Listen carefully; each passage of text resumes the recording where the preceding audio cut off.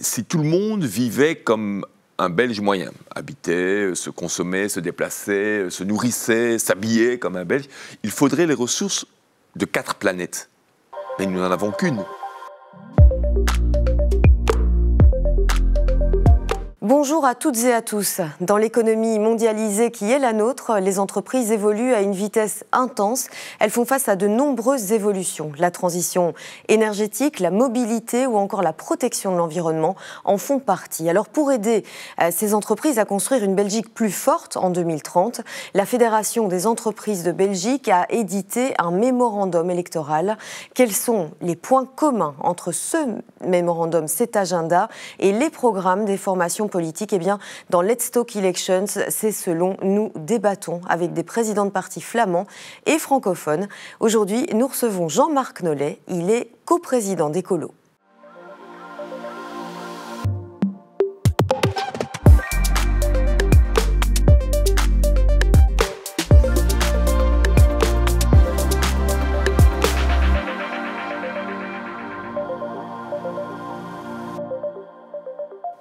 Bonjour Jean-Marc Nollet. Bonjour.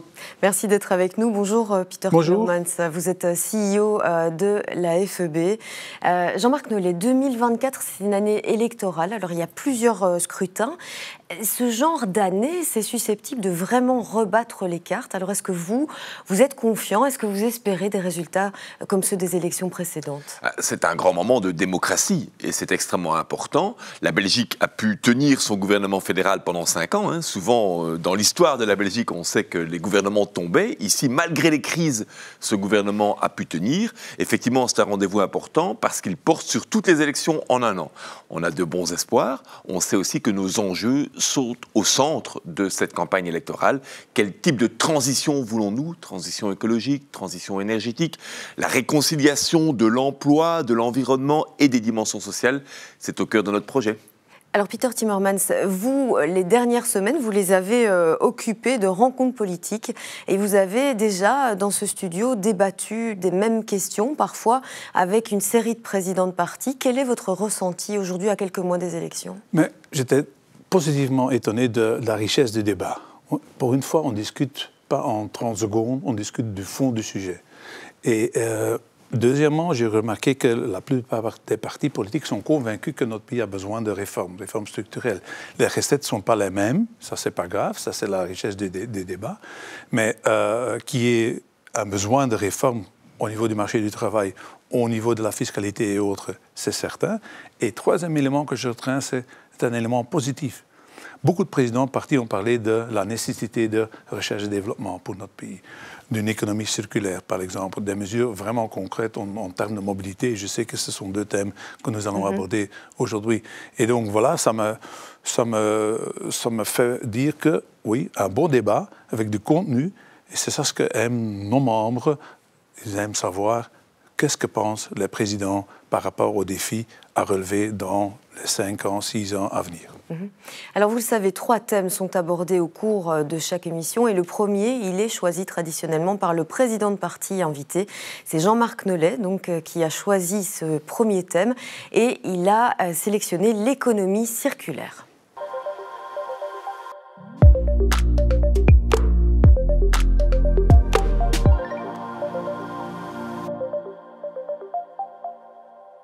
Alors Jean-Marc Nollet, question traditionnelle, première question pour vous dans l'émission. Pourquoi est-ce que vous avez choisi ce thème? Mais avant de vous laisser nous répondre, je voudrais quand même préciser que récemment, lors d'un congrès, vous avez déclaré que 100 000 emplois directs devraient être créés en Belgique d'ici 2030, uniquement sur le marché de l'économie circulaire. Voilà, et voilà déjà une des raisons pour lesquelles j'ai choisi ce thème. L'économie circulaire nous permet de créer de l'emploi localisé chez nous. On sait que notre économie aussi a beaucoup souffert de délocalisation, d'achat vers d'autres continents, en fait. L'idée de l'économie circulaire, c'est d'utiliser les ressources qui sont déjà chez nous, aussi donner de la durabilité aux différents éléments et aux différents produits de consommation, et puis c'est tenir compte des limites de la planète. Et tout ça mis ensemble, ça donne un beau projet qu'à Bruxelles, notre secrétaire d'État a pu porter et traduire concrètement, main dans la main, avec les entreprises. Alors justement, votre secrétaire d'État, eh bien, elle va nous rejoindre dans peu de temps, puisque ce thème s'inscrit parfaitement dans la stratégie développée par la FEB pour une Belgique plus forte à l'horizon 2030. Notre pays, il faut le savoir, est leader européen en la matière. Pour évoquer ce qui se fait déjà chez Ecolo et ce que vous proposez aussi d'améliorer via votre programme, eh bien, c'est Barbara Tract que vous avez invitée. Elle est donc secrétaire d'État à la région Bruxelles-Capitale. Elle est chargée de la transition économique et de la recherche scientifique. Bonjour Barbara Tract. Bonjour. Alors, Ecolo veut promouvoir des modèles économiques durables et innovants. Quelles sont vos propositions en la matière ? En effet, donc l'heure est à la transition économique, l'heure est à la circularité. On sait qu'aujourd'hui, le modèle actuel, le modèle d'économie linéaire, est insoutenable en fait. C'est un modèle qui extrait les ressources naturelles, qui ensuite les transforme, qui les consomme et puis qui les jette. Il produit énormément de déchets, il produit également énormément de pollution. Il gaspille également tant les ressources naturelles que l'énergie. Il contribue au dérèglement climatique. Mais tout ça, en fait, ce n'est pas une fatalité. La grande chance qu'on a en Belgique et en Europe, c'est d'être sur un continent d'innovation, un continent à haute valeur ajoutée et d'avoir des entreprises qui s'engagent et qui sont des leviers de changement. De nombreuses entreprises ont en effet déjà compris, et soit elles s'y engagent pour se protéger elles-mêmes par rapport aux chocs futurs, elles l'ont compris notamment à la suite des crises qu'on a connues tout récemment.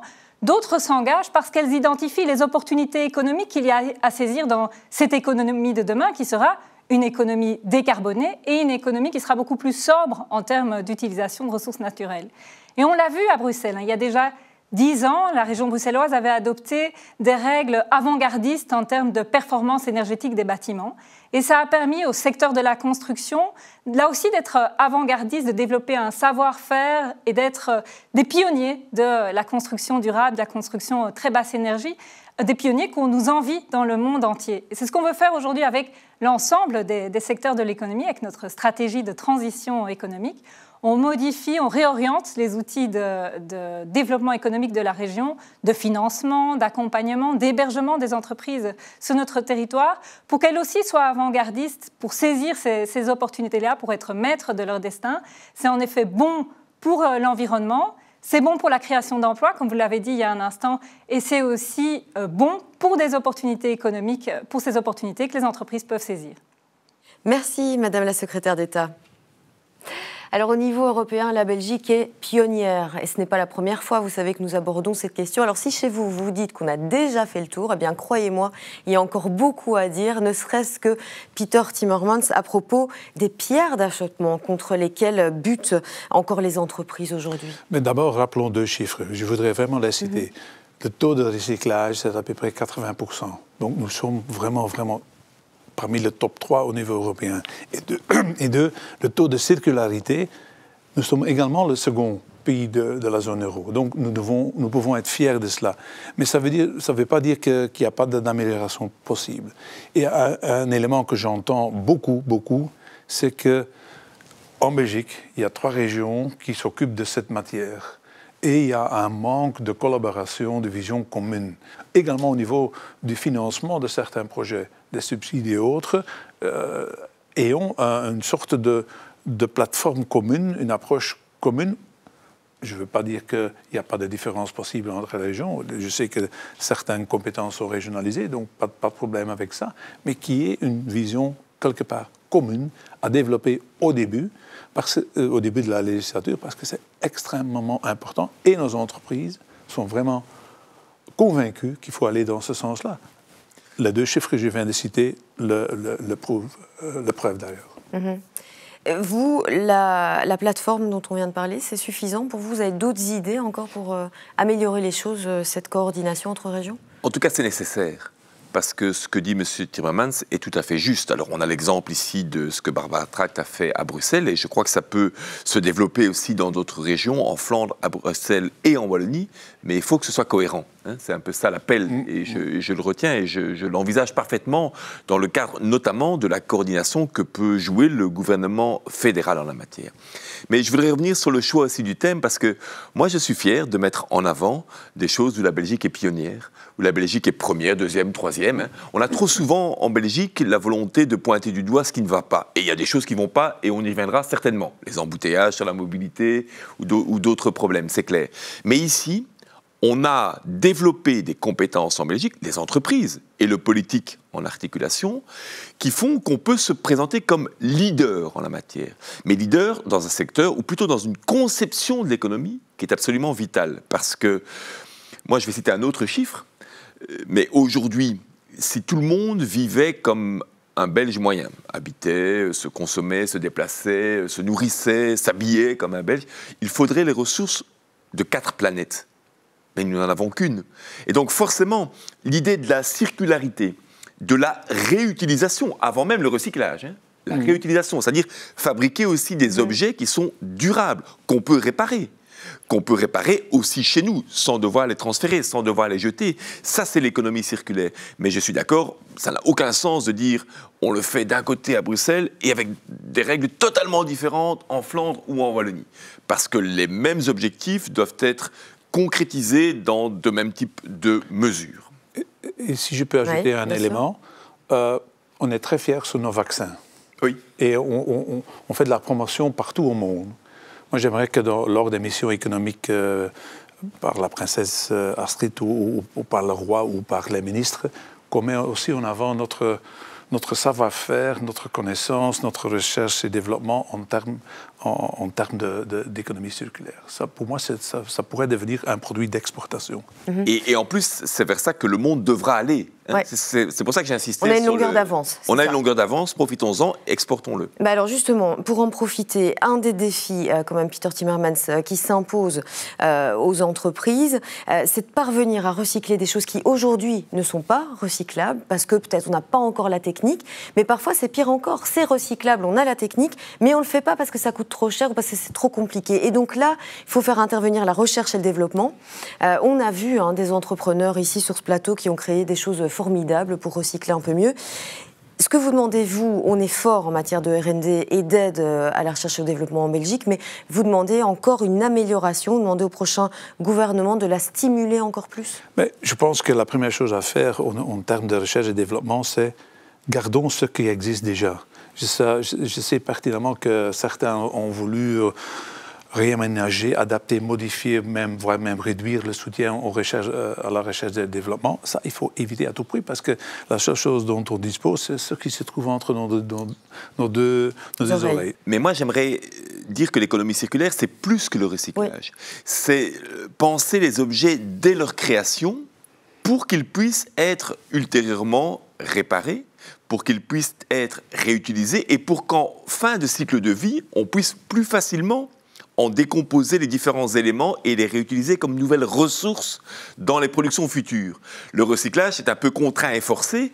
On n'a pas pensé les objets au point de départ, mais on essaye après coup, ce qui nécessite beaucoup d'énergie, beaucoup de travail et parfois des difficultés pour récupérer élément par élément. Si on les conçoit dès le début, et il y a beaucoup d'innovation en la matière aussi, donc de recherche et développement, et là je vous rejoins, si on les conçoit pour les introduire dans une économie qui sera circulaire, alors on gagne beaucoup d'étapes ultérieures aussi. Mais est-ce qu'il n'y a pas aussi à un moment alors un retour en arrière, mais qui n'est pas un retour en arrière dans le mauvais sens du terme, mais on voit l'obsolescence programmée de certains articles, ça a quand même été quelque chose qui a vraiment retenu l'attention du monde politique pendant tout un temps.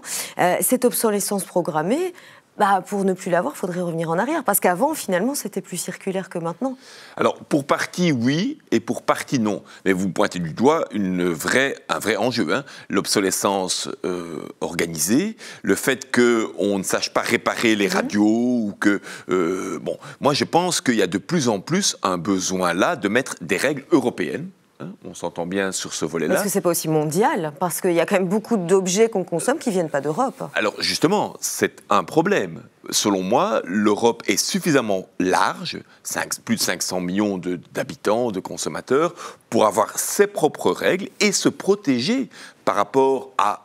on va dire l'envahissement, mais l'arrivée sur l'importation sur le marché, mais c'est parce que c'est en volume énorme, c'est pour ça que je me permettais cette expression-là, l'arrivée sur le marché de produits qui sont de moins bonne qualité, qui vont devoir être jetés très rapidement, qui coûtent peut-être un peu moins cher au point de départ, mais qui, sur la durée de vie, on doit en acheter beaucoup plus souvent, sont en fait plus chers dans le réel.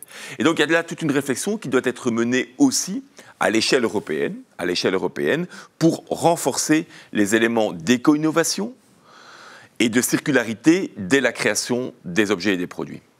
Peter Timmermans, vous, aujourd'hui, vraiment ce pourquoi vous plaidez à l'approche de la création de ces nouveaux gouvernements, avant les élections même, c'est pour qu'il y ait beaucoup plus de coordination au niveau belge. C'est ça vraiment la première chose à faire? Coordination.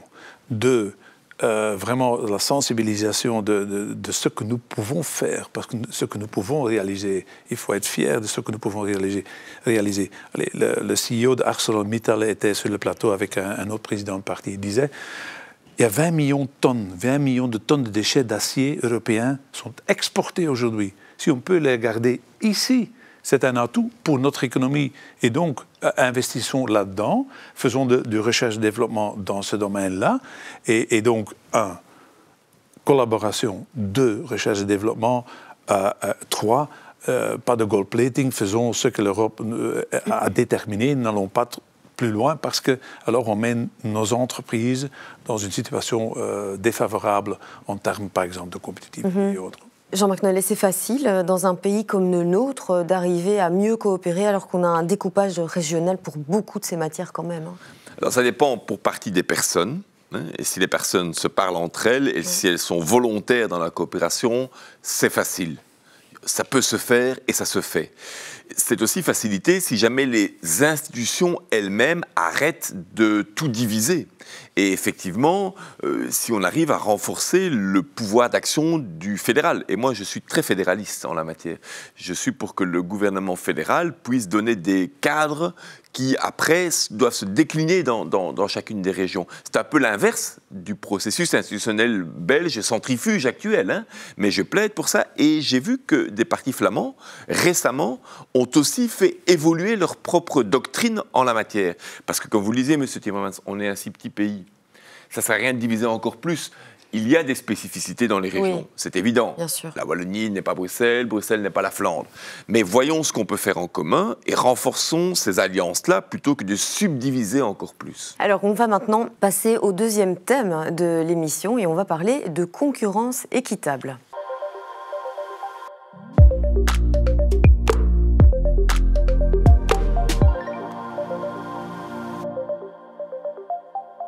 C'est donc le moment d'accueillir l'entrepreneur qui va nous accompagner. Bonjour René Branders. Bonjour. Alors vous êtes le CEO de la FIB Belgium et vous êtes également le président de la FEB. Alors pour ceux qui ne connaissent pas FIB Belgium, d'abord je vais préciser que vous êtes la 3e génération active dans cette entreprise, donc histoire familiale et grande histoire familiale d'ailleurs.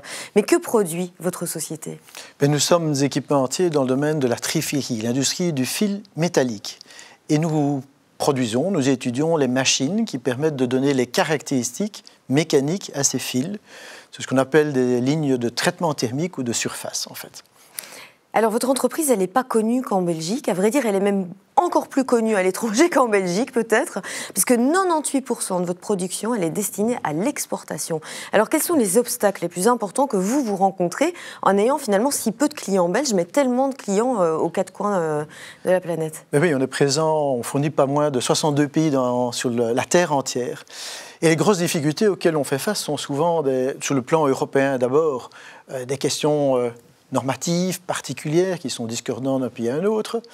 La mise en œuvre par nos concurrents qui ne sont pas européens de matériaux qui sont par ailleurs interdits sur le territoire européen et que nous retrouvons dans les équipements de nos concurrents. Et last but not least, on parle maintenant d'économie, de circularité. Lorsqu'on veut éviter les transports, on essaye de produire certaines pièces sur place. Et le mécanisme européen en matière de TVA entre tripartites est abominable. Nous sommes obligés de ramener des marchandises de pays européens pour revenir en Belgique, pour repartir dans ce même pays. Peter Timmermans, c'est quand même la concurrence équitable, parce que c'est vraiment de ça qu'il s'agit. Hein. Ça pose encore problème, mais c'est extrêmement important pour la Belgique, puisque l'essentiel de notre PIB il repose sur les exportations. En effet, je voudrais citer 2 chiffres pour illustrer cela. 94,2% de notre produit intérieur brut dépend ou découle des exportations. 94,2%. Et 85% de la croissance mondiale s'effectuera d'ici 2030 en dehors de l'Europe. Donc ça veut dire que pour notre petite économie exportatrice, il est extrêmement important que nous pouvons exporter nos produits, que nous pouvons garder les marchés internationaux.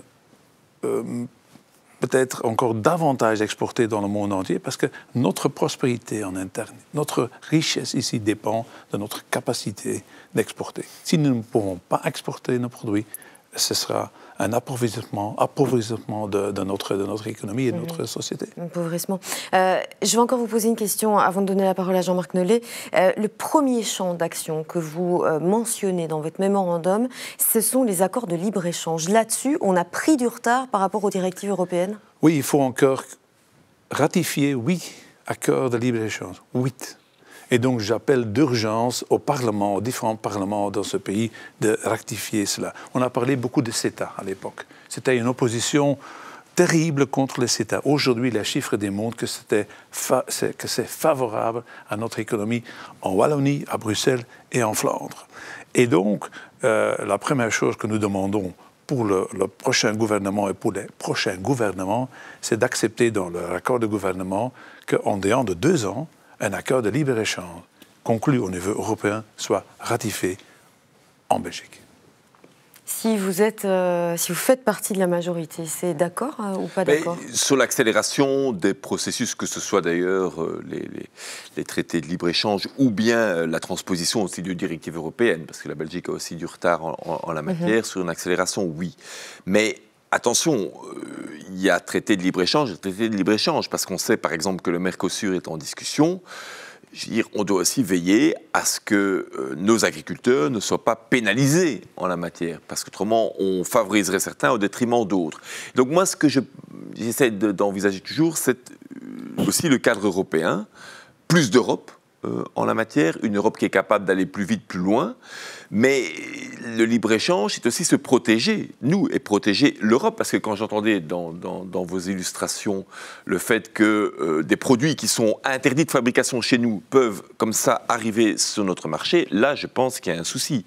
Donc moi, je plaide sur ce volet-là pour des clauses miroirs dans nos accords de libre-échange, pour que ce que nous-mêmes on se donne comme norme, eh bien on ne soit pas victime d'autres pays qui pourraient, eux, se permettre d'importer chez nous des produits qu'on ne pourrait pas fabriquer ici.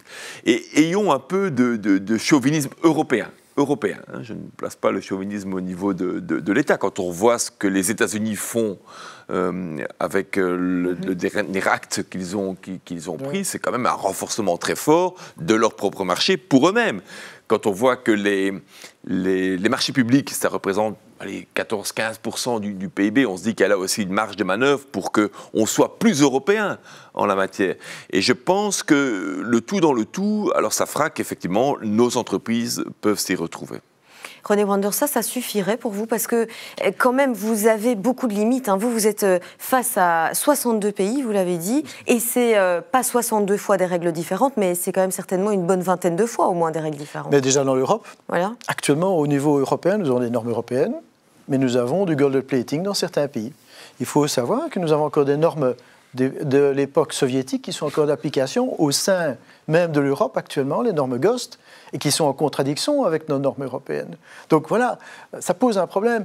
Nous avons des exigences au niveau de l'Allemagne avec le TÜV qui viennent là au-dessus, pour lesquelles la même application ici en Belgique n'est pas appliquée ici.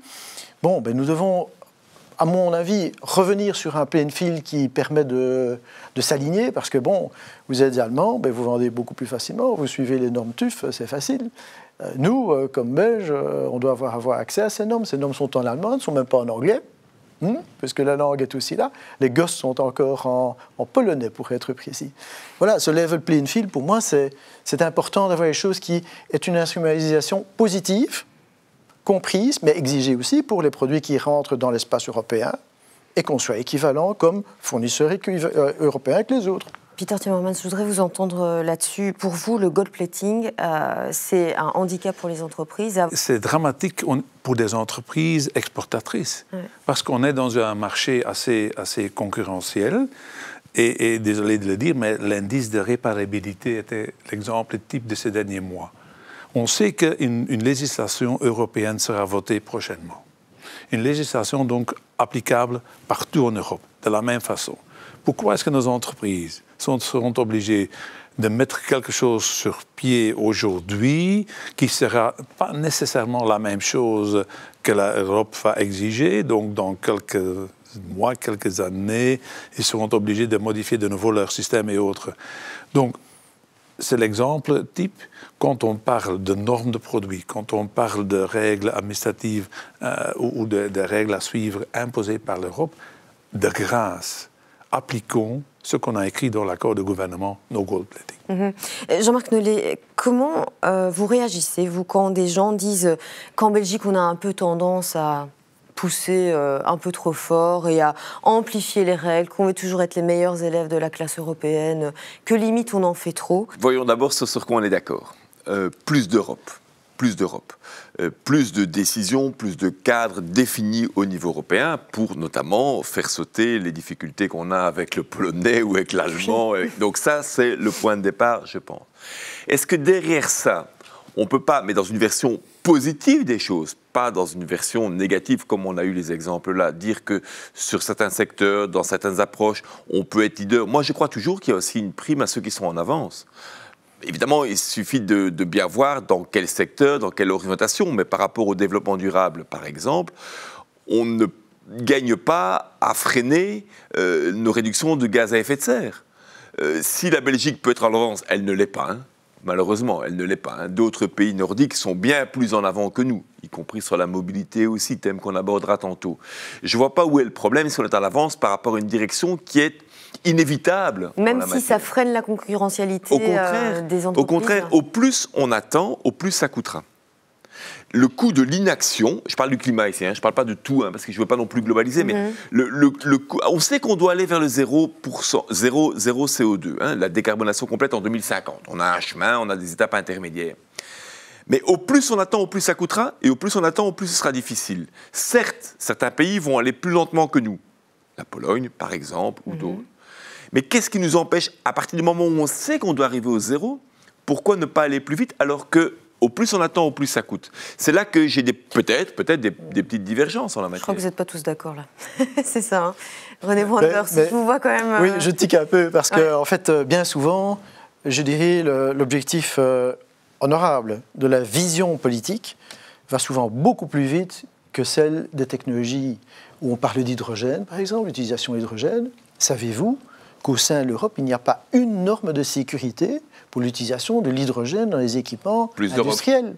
Plus d'Europe, oui, c'est définir une Mais alors, ça se travaille, hein, ça prend 5, 6, 8 ans. Hein. Oui, non, mais je suis d'accord. Est-ce qu'il n'y a pas besoin de plus de concertation, peut-être, avec les secteurs, avant de prendre des décisions au niveau politique pour implémenter des directives? Je ne suis pas sûr, en disant qu'il faut aller plus vite, qu'on arrivera plus vite à l'objectif à atteindre. Si on discute au niveau européen d'une trajectoire, d'un chemin à suivre, si tout le monde est d'accord au sein de l'Europe de suivre ce chemin-là, c'est déjà une bonne chose. Mais alors, imposer encore davantage des choses supplémentaires à nos entreprises, très exportatrices, très orientées vers l'exportation, c'est à ce moment-là que ça devient dangereux. Donc, je pense qu'en disant on veut aller plus vite, que peut-être on arrivera plus lentement ou plus tard à l'arrivée. Ça dépend sur quoi. Moi, je ciblais fortement le CO2 parce qu'aujourd'hui, les entreprises qui gagnent sont celles qui vont le plus loin et le plus vite. Aussi à l'exportation en matière de CO2. Et là, je ne comprends pas, mais évidemment, ce n'est pas le débat d'aujourd'hui, mais je ne comprends pas la Flandre qui ne s'aligne même pas sur les objectifs européens. Là, on a un vrai problème. L'Europe nous dit, on ne va pas aller au-delà, on va aller là où l'Europe nous dit, à savoir 55% globalement, 47% pour le non-ETS. Et la Flandre dit non, nous, on ne fait que 40%. Donc même là, simplement dans l'objectif européen, pas pour aller au-delà, on ne le fait pas. Nous disons, non, on doit aller à 47, autant y aller. On sait qu'on va devoir y aller. On sait qu'on va devoir y aller. L'Europe nous le dit. C'est pas pour aller au-delà de ce que l'Europe dit. Est-ce que sur ce secteur-là, on ne peut pas au moins se dire que ce serait quand même sain qu'on respecte ce que l'Europe nous dit? Mais alors, nos entreprises attendent des propositions concrètes. C'est un peu trop facile de l'Europe de dire, ça c'est l'objectif à atteindre, débrouillez-vous. Et donc, au niveau interne, au niveau de la Belgique, quand il y a une différence de vue entre les régions, d'abord, il faut se parler, parce que le pays est trop petit. On l'a dit tantôt. Hein. On l'a dit tantôt. Mais alors, il faut dire également aux entreprises et aux citoyens, ça sont les mesures à prendre. Parce que dire, voilà, on est d'accord avec l'objectif à atteindre, mais on ne sait pas comment on va y arriver, alors il y a des gens qui vont se perdre dans ce... Être plus prévisible, c'est ça, vous voulez dire, un scaling oui, mais quand mesures. on fixe un objectif à atteindre, j'aimerais toujours la mesure pour y arriver. Ouais. Parce qu'autrement, certains gens ou certaines personnes, citoyens, vont se perdre. Ils vont dire, moi je serai la victime, je serai la personne qui doit payer, etc. Et donc il y a une inquiétude, tant au niveau des citoyens qu'au niveau des entreprises. Et ça, c'est à mon avis, le but. Ce n'est pas de fixer un objectif, c'est de fixer des mesures pour arriver à cet objectif. Mais justement, puisqu'on parle de l'Europe, je voudrais quand même aborder un point avec vous, c'est celui de la présidence européenne. Vous, Peter Timmermans, dans le mémorandum de la FEB, vous avez adressé un message à toute la classe politique, bien que ce mémorandum ait été écrit plusieurs mois avant le début de la présidence. Ouais, nous avons, M. Branders et moi-même, nous avons reçu toutes les FEB de la zone euro à Bruxelles. Et partout, on a appris la même chose. Il y a le Green Deal d'un côté, mais où est le Industrial Deal de l'autre côté? Et ça, à mon avis, à notre avis, était une erreur commise au début. On a annoncé un Green Deal, mais on n'a pas dit comment y arriver. Et donc, associer à cela un Industrial Deal, et il ne faut pas être naïf. Hein?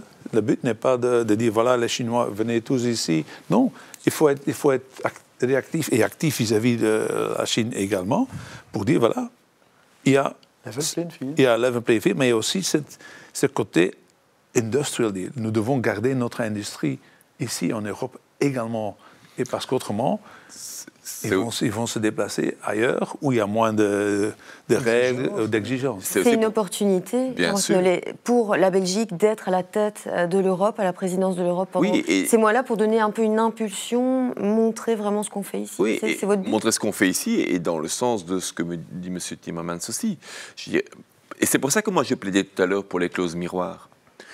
À savoir que notre marché ne peut pas être envahi de produits qu'on interdirait de fabriquer ici. Est-ce que là-dessus, on peut être d'accord? Est-ce que ça peut être quelque chose que la présidence belge met en avant? Est-ce que ce n'est pas une manière aussi de protéger nos industries et même réindustrialiser un peu à la fois? Moi, je le crois, sur un marché de plus de 500 millions d'habitants, inévitablement.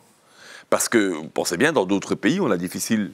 alors vous êtes mieux placé que moi pour le dire, d'avoir accès, parce que simplement, ils se mettent un cordon autour qui empêche nos entreprises d'avoir accès facilement là-bas. Et les États-Unis dérivent vers ça aussi. Et donc pourquoi l'Europe ne pourrait-elle pas se protéger davantage aussi? René Branders, je vous donne le mot de la fin, puisque vous étiez l'entrepreneur invité au cours de ce débat. Qu'est-ce que vous avez retenu et surtout quels sont encore vos desiderata pour que votre entreprise et les autres qui sont dans votre situation puissent être plus concurrents? Je rejoins M. Nollet. Plus d'Europe. Mais pour ça, il faut une Belgique cohérente. Une seule parole et malheureusement, l'alignement au niveau des régions est complexe. Ce qui fait que finalement, on s'abstient dans les votes. Moi, je rêve d'une Belgique dans laquelle on se met d'accord fermement entre les régions, on défend notre point de vue, on est apprécié au niveau européen pour nos compétences techniques, et on aligne et on défend ses positions. Une chose. Et puis la deuxième chose, quand l'Europe a passé beaucoup de temps avec ses spécialistes et ses experts à décider qu'une roue soit ronde, il ne faut pas décider qu'elle devienne carrée, parce qu'on pense que c'est mieux. Et donc, tenons-nous à ça. C'est difficile déjà de décliner ça effectivement dans le projet économique, dans le projet socio-économique, compris par la société. Le cadre politique est de nous accompagner comme citoyens, comme entrepreneurs, à décliner ces décisions, à les mettre en œuvre pour le bien de notre pays, pour le bien de notre communauté, et pour revenir sur ce level playing field, cette équivalence du jeu de cartes, si je puis dire, à travers toute l'Europe, comme Belge, par rapport à nos collègues européens. Sur le vote, moi aussi, je regrette que la Belgique soit autant appelée à s'abstenir. Et donc là, il faut vraiment, dans le cadre de la prochaine échéance électorale, redonner du pouvoir d'arbitrage au niveau fédéral. c'est le seul qui est capable de dépasser les divergences et d'assumer une position au nom de la Belgique. D'ailleurs, l'Europe, très souvent, ne regarde que le fédéral. Mais ça va se passer comment pour arriver à cette décision? Ça va être des démissions en cascade parce que certains s'opposent à ce qu'au bout d'un moment, le fédéral tranche et que certains ministres disent non, moi, j'assume pas cette position? Alors que certains ministres régionaux n'assument pas la position, ça peut arriver. Mais ce qui compte, c'est que le gouvernement fédéral puisse arbitrer au cas où il y a divergence de vues entre les régions. Parce que pour l'instant, si une région dit blanc et l'autre dit noir, on doit s'abstenir. Mais en fait, on ne compte plus. Et donc, il faut que le gouvernement fédéral, qui est composé d'ailleurs de ministres venant de Flandre, de Bruxelles et de Wallonie, donc il doit être... Mais ils sont tous les jours au travail ensemble. Tandis que les gouvernements régionaux doivent l'être davantage, les comités de concertation, les conférences interministérielles, ça prend du temps. Moi, je plaide en tout cas, et je pense que c'est le bon modèle pour que le fédéral puisse arbitrer plutôt que de devoir s'abstenir. Est-ce qu'on est d'accord là-dessus, messieurs? Mais moi, je suis d'accord qu'au moment qu'il y ait une décision et que la Belgique puisse se prononcer au niveau européen. Comme M. Brandes l'a dit, souvent on entend de nos collègues, oui, la Belgique va s'abstenir. Ça, il faut éviter à tout prix. Alors sur cette unanimité, je referme cette deuxième partie du débat et on va aborder le troisième et dernier thème, la mobilité.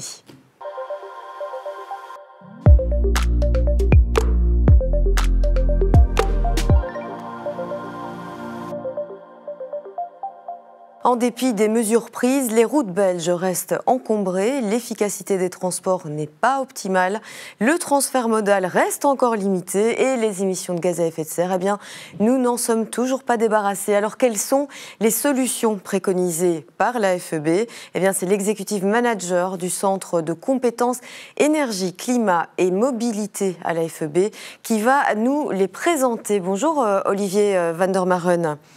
Alors, comment peut-on faire pour améliorer la donne? Bien, Vanessa, pour la FEB, une mobilité performante qui répond aux défis sociétaux ne peut être envisagée qu'avec des infrastructures en suffisance, notamment au niveau des bornes de recharge, les pistes cyclables, le rail ou les plateformes multimodales. Ces infrastructures doivent par ailleurs être entretenues, modernisées et les flux sur celles-ci gérés de manière optimale. Ceci doit se faire dans le cadre d'une vision sur l'ensemble de nos infrastructures et leurs évolutions en fonction du rôle que chaque mode de transport jouera demain, individuellement ou collectivement. Notons qu'en termes de financement des infrastructures, les partenariats publics-privés peuvent être une bonne solution. D'autres éléments que l'infrastructure sont importants, comme la qualité des transports en commun, le verdissement de notre parc, un cadre réglementaire ouvert aux nouvelles technologies, le partage des données ou encore la mise en place d'une fiscalité qui oriente les investissements et les comportements, tant des citoyens que des entreprises. C'est dans ce cadre que la FEB plaide pour la mise en place d'une redevance kilométrique intelligente, variant en fonction de la pollution et de la congestion et qui dépendrait du lieu où on se trouve et du moment de la journée. Voici quelques éléments qui pourront vous inspirer lors de votre débat. Je vous remercie. Merci Olivier van der Maren. Alors Peter Timmermans, le coût des embouteillages à la FEB, vous l'avez chiffré, 3,6 milliards d'euros. Et ça, c'est même pas pour un an. Ça, c'est pour janvier à septembre 2023. Alors, comment vous avez fait pour avoir cette vue d'ensemble? Avec la FEBIAC, qui est la Fédération de l'automobile et du CIL, vous avez créé un outil que vous avez appelé le Belgian Mobility Dashboard. En quoi ça consiste? On s'est rendu compte qu'on en parle beaucoup de la mobilité. Et tout le monde se rend compte qu'il y a un problème. Le matin, on entend des nouvelles à la radio, mais jamais on avait un chiffre. Jamais on disposait d'un outil qui calculait l'impact. Et alors, on a développé avec notre fédération membre FEBIAC un outil, le Belgian Mobility Dashboard. Et c'est beaucoup plus que uniquement les embouteillages. Maintenant, nous sommes en train d'y intégrer également les données relatives au train, au transport en commun, les charges des bornes de recharge et autres. Donc, pour avoir une bonne idée de ce que sont les problèmes de la mobilité. Parce qu'en se basant sur des data, des données, des chiffres et autres, on peut mieux proposer des idées, des propositions concrètes. Si on veut résoudre ce problème, à quoi elle doit ressembler la mobilité de demain? Alors, elle doit être davantage partagée. elle doit être davantage orientée vers les transports en commun, ce qui ne veut pas dire qu'il n'y a plus de voitures, évidemment. Ce qui veut dire que les voitures doivent être utilisées quand il n'y a pas d'alternative. Elle doit être aussi beaucoup moins polluante qu'aujourd'hui. Et pas que pour le CO2. Le problème, c'est aussi la qualité de l'air, la respiration qu'on a. Et puis je pense, et on l'a vu aussi avec la Covid, qu'on peut aussi se passer d'une partie de la mobilité. Pas de tout, mais d'une partie de la mobilité. Et moi, je dois dire que le travail de la FEB sur la mise en débat public de ce chiffre du coût de cette mauvaise mobilité est une donnée essentielle, en fait. Ça fait déjà plusieurs années et tout le monde se réfère aux chiffres que la FEB donne parce qu'il est crédible, il est fort, il est solide, mais selon moi, il n'y a pas encore assez d'action derrière. C'est quand même paradoxal de se dire qu'on a un système de mobilité qui coûte 3,6 milliards, alors pour janvier à septembre, donc je pose 5-6 milliards en fin d'année, qu'on pourrait, sans rien supprimer, réinjecter dans l'économie réelle. Parce que c'est un coût pour l'économie, en fait. C'est aussi un coût pour les soins de santé, évidemment. Alors ça nécessite des investissements. Mais comme on l'a dit, des investissements dans l'infrastructure. Je ne crois pas qu'en Belgique, il y a encore besoin de beaucoup construire d'autoroutes. Quand on voit la densité de nos routes, on est le premier pays européen en termes de densité de voirie. Mais par contre, l'entretien, le renouvellement des trains, c'est essentiel pour moi. Le fait de travailler des voitures partagées, le fait de multiplier les bornes électriques, parce qu'on a un retard aussi en la matière assez impressionnant, en fait, par rapport à d'autres pays. Il me semble que tout ça doit être une des priorités du prochain accord de gouvernement, mais tout niveau de pouvoir confondu à nouveau. Tout niveau de pouvoir confondu.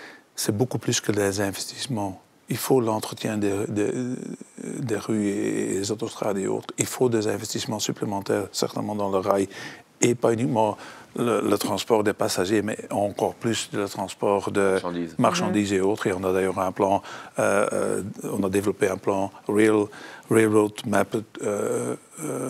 2030, en voie d'exécution important, mais il y a encore d'autres mesures à prendre.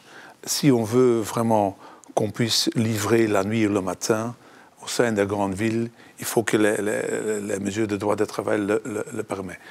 Les Jeux olympiques de 2008 à Londres, ils ont décidé à ce moment-là que toutes les livraisons se font le matin tôt ou le soir tard. La législation a été adaptée. Chez nous, ce n'est pas possible. Quand vous arrivez le mardi et le jeudi à Bruxelles, vous avez des embouteillages. Parce qu'à 8 h du matin, tout à coup, on voit des camions de la ville se circuler dans la ville qui bloquent des carrefours et autres. On peut facilement trouver des solutions pour qu'il y ait un équilibre entre le transport en commun au sein de la ville, mais aussi, pour certaines choses, on a besoin d'une camionnette, d'une voiture ou d'un autre... Ou d'un vélo cargo pour le dernier kilomètre. Oui, mais le vélo cargo, on ne prend pas beaucoup de choses dessus. Et là, je crois qu'il parle vraiment de grosses livraisons. Vraiment des grosses livraisons. Et donc, ça veut dire que même aussi au niveau des relations sociales, du droit du travail, de l'organisation du travail, il faut être ouvert à des changements. Et aussi créer des parkings, alors. Et troisième élément, si nous voulons que des gens prennent plus le train, il faut que le train soit à l'heure, à temps, etc. Ça reste un problème. Et quand je dois constater que pour des choses d'organisation interne, qu'on fait des grèves de 48 heures et autres, mais ça n'encourage jamais les gens à prendre le transport en commun. Donc il faut gérer, je dirais, la SNCB comme une entreprise commerciale qui a des besoins, il faut leur donner des moyens pour faire des investissements, certes, mais aussi leur donner la possibilité de gérer comme une entreprise moderne et créer, et engendrer des gains de productivité, pour le dire économiquement. Et donc, voilà, la politique de mobilité a besoin de beaucoup plus que simplement des investissements. Est-ce que c'est un jour possible que les choses fonctionnent comme ça et qu'on ait des timings à respecter, qu'il y ait des choses comme celle-là en dehors du droit de grève, etc. Alors, parce que là, c'est encore... C'est une mission publique. La mobilité, le transport en commun, par définition, c'est une mission publique, mais ça ne veut pas dire que ça ne peut pas être de qualité. Pour moi, je suis assez d'accord avec l'idée qu'il faut pouvoir trouver des trains qui arrivent à l'heure, qui partent à l'heure, où on peut se trouver en place assise sans être aux heures de pointe. Ça existe dans d'autres pays, ça doit être possible chez nous aussi. Et je suis aussi d'accord sur le fait que les investissements, ce n'est pas que l'infrastructure, c'est l'entretien. Et c'est le renouvellement aussi des locomotives, par exemple, avant qu'elles n'arrivent à terme, de telle sorte qu'on puisse y retrouver. J'invite quand même à avoir une réflexion sur la dimension de la mobilité voiture, parce que je rejoins dans ce que vous dites tout à l'heure, à savoir que ce n'est pas partout la même situation. Bruxelles est une situation... On peut penser dans les Ardennes, on peut penser dans les coins retranchés du Hainaut aussi, mais c'est pour ça que, dans ce que j'ai entendu tout à l'heure, il y avait quelque chose qui m'intéresse aussi, c'est l'aspect intelligent de la fiscalité qui doit être organisée. Elle ne doit pas être la même... au même moment pour tout le monde. Quelle que soit l'heure de la journée. Voilà, si on parle des congestions, c'est pas tout le temps. C'est pas tout le temps. Et en plus, il y a beaucoup de gens qui traversent notre pays. Oui, tout à fait. Quand nous allons en vacances en France, on paye le péage. Le péage. Certains essayent d'éviter, mais d'autres disent « Ok, je paye le péage pour être le plus vite à mon endroit ». Quand on traverse la Belgique, la redevance kilométrique, ça pose problème. J'ajoute immédiatement une redevance kilométrique intelligente uniquement pour Bruxelles ou uniquement pour la Flandre ou uniquement pour la Wallonie. Arrêtons le débat. Il faut le faire partout pour le pays dans son ensemble. Donc régional, mais pour tout le monde. Pour fédéral, en fait. Fédéral, national. Enfin, si j'entends bien. Et il faut que ces moyens soient investis dans le transport et autres éléments. Et alors, il faut supprimer d'autres taxes. Les taxes qui pèsent sur la possession ou le fait qu'on possède une voiture, oui, il faut les supprimer.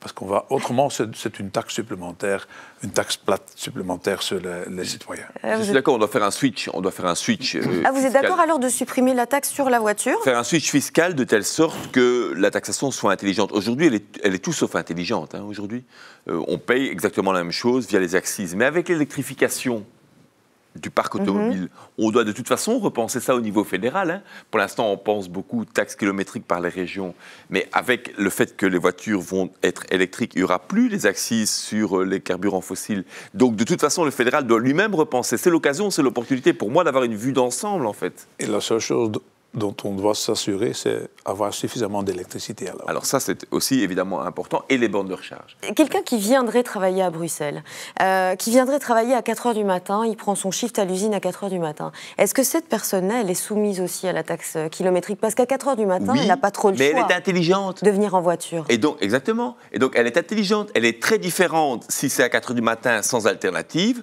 de si c'est à 7h30 alors qu'il y a des trains. C'est ça l'aspect intéressant. OK, c'est une vision kilométrique, mais qui est différenciée en fonction du moment où, idem pour celui qui part d'un coin reculé de Belgique où il n'a pas d'alternative possible. C'est ça la dimension intelligente, enfin en tout cas telle que nous on la conçoit, mais je pense qu'on se rejoint sur ce volet-là. Mais ça veut dire qu'il va falloir quand même pas mal d'argent. Est-ce que cette taxe kilométrique, elle va suffire à financer tout ça ? Parce qu'il faut quand même aussi parler du fait qu'il va falloir rajouter des bornes et qu'on est loin encore du compte par rapport au jour où on devra tous rouler à l'électrique. Mais là, mon collègue a parlé du PPP, du partenariat public-privé. Voilà. Je pense que les moyens de l'État sont limités. C'est un fait, c'est un fait. Augmenter les taxes, non. Je pense qu'on est d'accord aussi. Sans taxes supplémentaires. Et donc, soit endettement supplémentaire, soit on fait appel à des partenariats privés-publics. Mais ça veut dire qu'il y a une certaine ouverture de la part des autorités publiques pour ce partenariat. Jusqu'à présent, j'entends souvent, c'est une mission de l'État. Finalement, tout ce que j'entends, ce sont des missions de l'État.